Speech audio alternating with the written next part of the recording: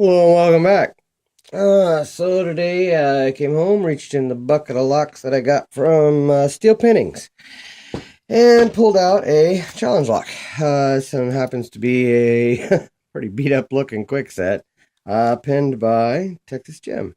So, done a Texas Gem in a little while. Um, Not much there for the bidding, but kind of looks like everything will need to be picked. So that's usually a pretty good indication. And Texas Jim makes some pretty darn good looking pens too. So Kiwi's pretty crazy. Um, looking at that, I think that was done on purpose. Yeah, we're gonna put it in the vise and take a look at it. And I'm kind of looking at that. I'm gonna turn this a little bit so you guys can see it. That's it looks like it's cut out on purpose, and I guess is yeah, that's why. Made it to where it makes it almost impossible to go top of the keyway. Um, you know what? I got a workaround for that. I got my homemade tension wrench. It's a bit wider down here, but I can fit it in there crooked like that. Look at that. All right. And we're going to grab old trusty, I believe, because that's what I've been using here lately, and I like it. Like the feedback I get from it. And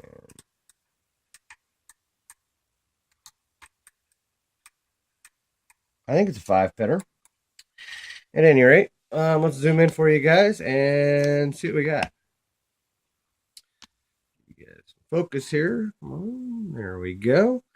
I'll do what I always do, which is go in and start at the back of the lock and pull forward and search for a binder. 2. Yep.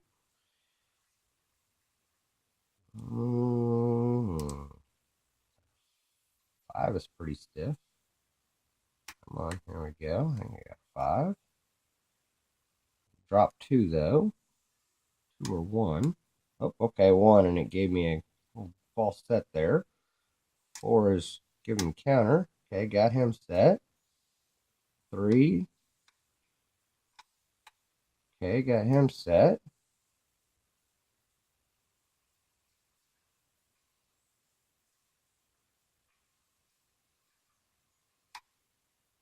That was 5. I got a slight click on.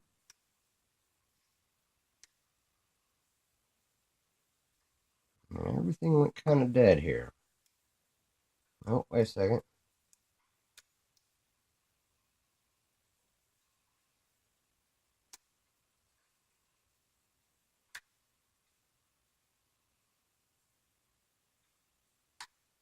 That was 4.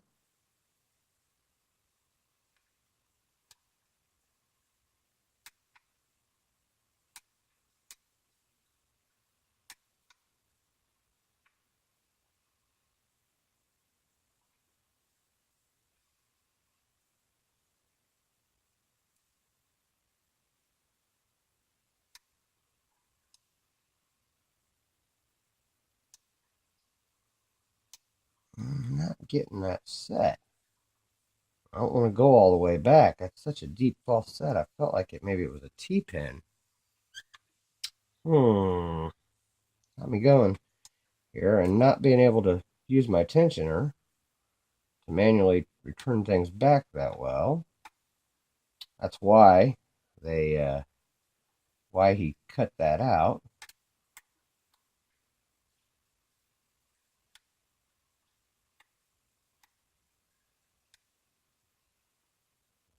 Okay, I got my false set back.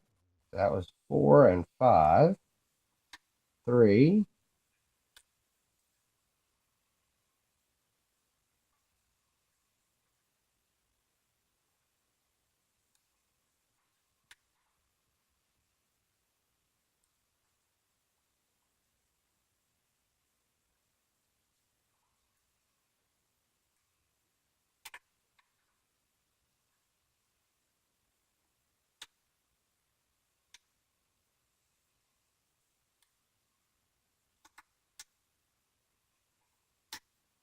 And 4, and it's open. Okay. Sorry, I got quiet there, but I was concentrating on what I was feeling. I couldn't manually return things back, so Yeah, there we go. Now it's nice and open, so you can see that it is picked. Let's zoom out. How's a tricky little lock. That's probably the longest I've taken on a Texas gym in a while. All right, let's grab the pinning tray and see what he put in there.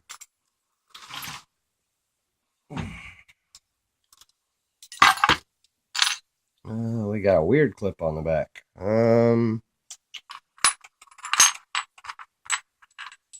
Any of those? Let's grab a screwdriver, I think. That one should work. There we go. All right. Let's grab a shim, because who knows what Texas Jim put in that crazy thing. Shim it.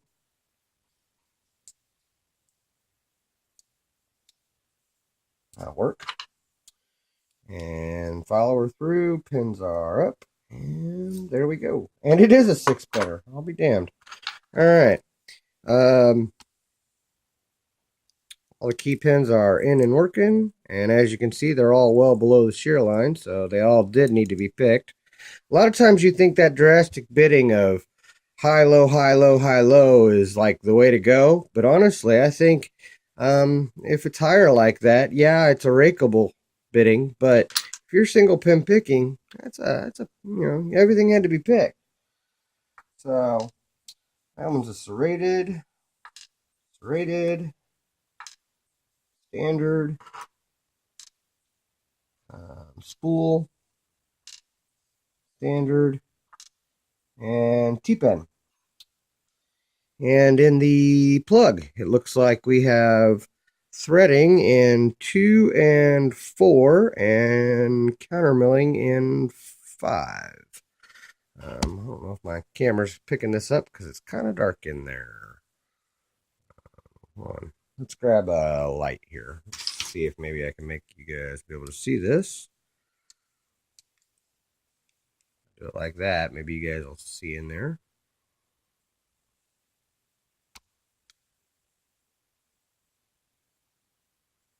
There we go. You can see the threading in.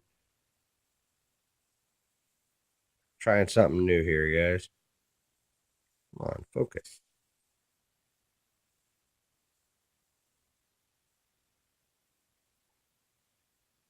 You can see the threading in 2, 4, countermilling in 5. So hopefully that picked up. I figured I'd give that a shot and see how that worked out. Let's get that shim out of there and look at these top pins.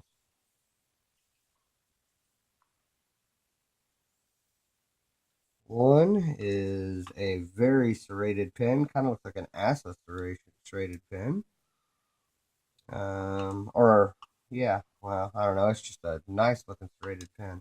That's a deep spool, really good looking pin. Another deep spool popped out on me. He's a T-pin spool. And we have another spool, another one of those T-pin spools. That's what was hanging up on me. And another deep spool. And in 6, we have another one of those nice, sharp, serrated pins. Man, those are good looking pins. Really good job about that. Nice short spring on the serrated. Come on.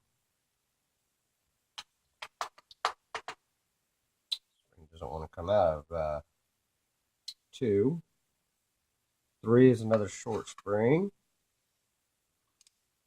Oh, I found a, I bet that was a drunken spool in 4. So my guess is that was actually like that with the wafer. And another short spring. And short springs in both of those as well. And 2 is caught up in the Bible. Let's see if I can dig it out. I'm sure it's a short spring, but you know what? I'm not even finding a spring in there. It does. There, I got it. There we go. All right, there is threading in 2, 4, and 6. Yeah, 2, 4, and 6 is threaded in the Bible. But let's zoom in, show you guys a close-up of these pins. Great looking pins. I gotta admit, these are awesome. Let's see here. In one, we had a serrated key pin with a very serrated, nice, sharp serrated driver, short spring. In 2, we had a serrated key pin with a nice deep spool and a copper short spring. We had a standard in 3 with a T-pin spool and a copper spring. Then we had another T-pin key pin with a drunken spool and a copper spring. Then we had a standard in 5 with key pin with a nice sharp spool and a copper spring. Then we had a T-pin key pin in 6 with another one of the sharp serrated drivers. That's what was inside this Kwikset by Texas Jim. Thank you, Steel Pinnings, for the lock. Thank you guys for watching, and don't break the law.